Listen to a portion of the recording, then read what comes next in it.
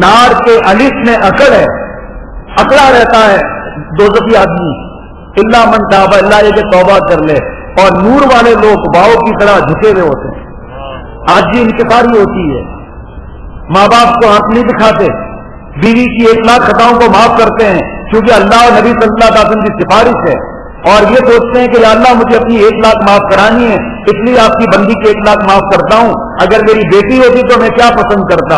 حضرت مجدد ملت حکیم الامت حضرت مولانا شاہ اشرف علی تھانوی صاحب رحمۃ اللہ علیہ پیرانی صاحبہ اہلیہ نے کہا کہ حضرت میں اپنے اماں کے گھر جا رہی ہوں اور مرغی کو دانہ دے دیجیے گا. 1500 کتاب سے زیادہ لکھنے والا، 70 خطوط لکھنے والا روز، اور بیان القرآن تفسیر لکھنے والا، کیا آپ مرغیوں کو دانہ ڈالے؟ لیکن فرمایا کہ جاؤ. آج اگر ہماری بیوی کہہ دے کہ اماں کے گھر جانا ہے تو گالیوں سے بات کرتے ہیں. ایک دن اگر رہ کر آ جائے تو کہتے ہیں 20 دن رہ گئی تھی، جا وہیں پر بیٹھ مر جا کر، یہاں نہیں کیا ضرورت ہے تجھے. حضور صلی اللہ علیہ وسلم فرماتے تھے کہ اے عائشہ جب تو روٹھ جاتی ہے تو مجھے پتا چل جاتا ہے. ہمارے حضرت فرماتے ہیں کہ یہاں سے معلوم ہوا کہ بیویوں کا روٹنا اس کا حق ہے، روٹنا، لیکن کوئی بیوی روٹ کر دکھائے اسی وقت پٹائی شروع کر دیں گے. امی عائشہ رضی اللہ تعالیٰ پوچھتی ہیں کہ اے میرے محبوب صلی اللہ علیہ وسلم آپ کو کیسے معلوم ہو جاتا ہے کہ میں روٹ جاتی ہوں؟ اے عائشہ جب تو رکی ہوئی ہوتی ہے تو کہتی ہے رب ابراہیم کی قسم، اور جب تو خوش ہوتی ہے تو کہتی ہے رب محمد کی قسم صلی اللہ علیہ وسلم. حضور صلی اللہ علیہ وسلم تہجد کے لیے اٹھتے تھے تو آپ بتاؤ امی عائشہ رضی اللہ تعالیٰ اگر اٹھ جاتی تو انہیں غم ہوتا یا خوشی ہوتی؟ خوشی ہوتی. لیکن آہستہ سے اٹھتے تھے حضور صلی اللہ علیہ وسلم، آہستہ سے دروازہ کھولتے تھے کہ میری ازواج مطہرات میں سے یہ بیوی جاگ نہ جائے کہ نیند نہ خراب ہو جائے. بھائی میرے پیارے دوستوں اور ساتھیوں، میں بھی محتاج ہوں عمل کے لیے، لیکن میرے دوستوں اور ساتھیوں دین بہت آسان ہے، اور صرف آسان نہیں مزیدار ہے. ہمارے دادا شیخ حضرت شاہ عبد الغنی پھولپوری رحمۃ اللہ علیہ جن کو 12 مرتبہ حضور صلی اللہ علیہ وسلم کی زیارت ہوئی تھی، بڑے عالم تھے دیوبند کے. جب حضرت تھانوی رحمۃ اللہ علیہ سے ملنے آتے تھے تو حضرت تھانوی رحمۃ اللہ علیہ چند قدم آگے بڑھ کر ملتے تھے.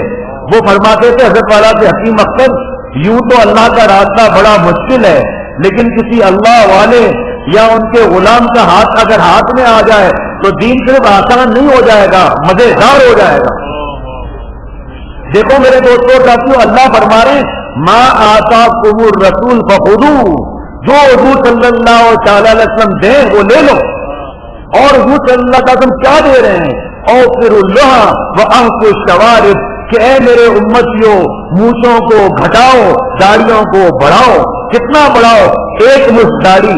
اگر پریزیڈنٹ ہاؤس پر یا سفارت کی جگہ پر اگر جھنڈا اس ملک کا ٹوٹا پھوٹا ہوا ہو تو پیش کر دیا جاتا ہے. تو یہ جھنڈا جو ہے اللہ اور نبی صلی اللہ علیہ وسلم کی محبت کا ایک مشت داڑھی ہے تینوں طرف سے.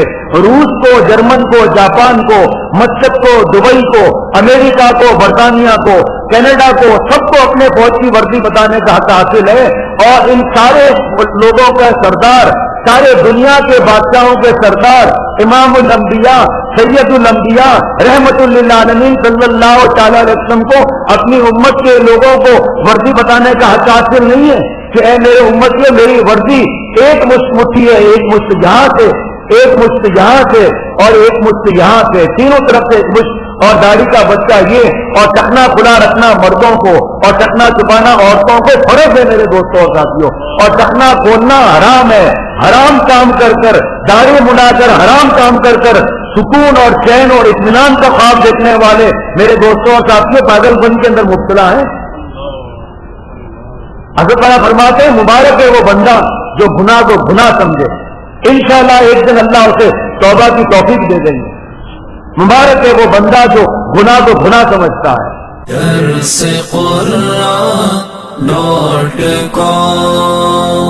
www.درسقرآن.com